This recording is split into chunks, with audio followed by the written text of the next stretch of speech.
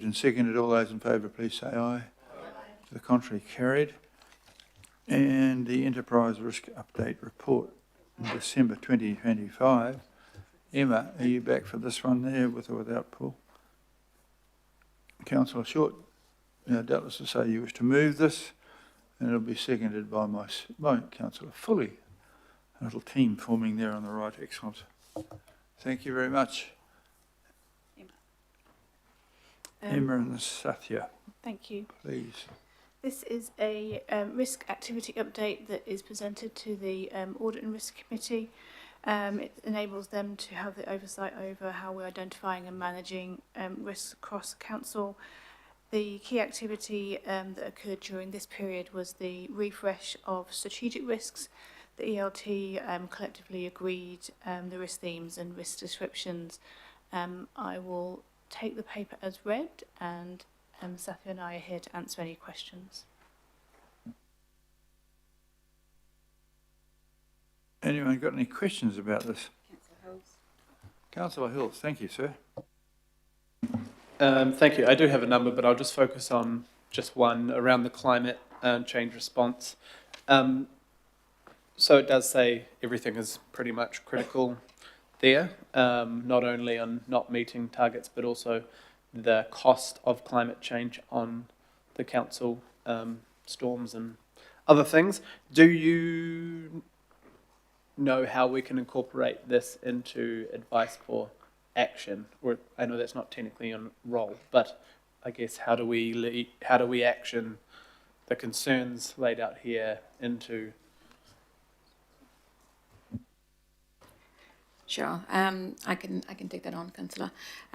So as part of the strategic risk work that we do, we tend to work with significant number of risk leads across the organisation. And anytime a control is found to be ineffective or a set of actions is not moving forward, we tend to pass that on and encourage further action across the organisation. We also encourage teams as far as possible to pass on any reporting that they are sending on to committees and governing body for us to have a look into and also connect to strategic risks. These are all processes that we do at the back end to encourage further thinking. But there is consistent awareness about the fact that the climate change response risk has remained critical despite the controls that we have on it currently. Thank you. And obviously there's a risk of not meeting targets, and the changes to the government targets also will affect Auckland Council's costs and individuals' costs, especially around energy and other things. Will we try and add a bit of flavour into the economic and financial cost, not just the environment and climate cost? Is there any way to weave those together? Because it is, leaning harder into the ETS, all that sorts of things, the cost of energy, gas, etc. Are we looking at how our risk of not acting on climate actually is also costing us financially, or will? I'll try and respond to that again. So in terms of the cost related to climate change, the risk team works quite significantly in coordination with both the Chief Sustainability Office Department as well as the Finance Department.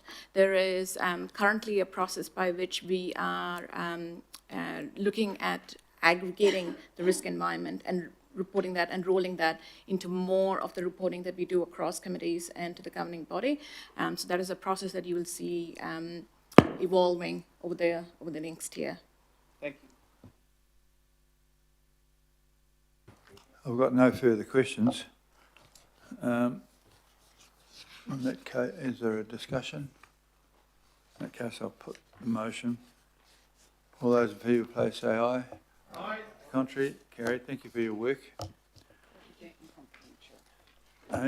be back confidential. Yeah, apparently we've got a confidential one, so don't go too far.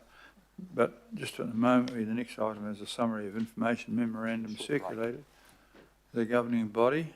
This includes a rather stupid letter from the Ministry of Local Government about rate caps, but we've got a chance to have a say about that.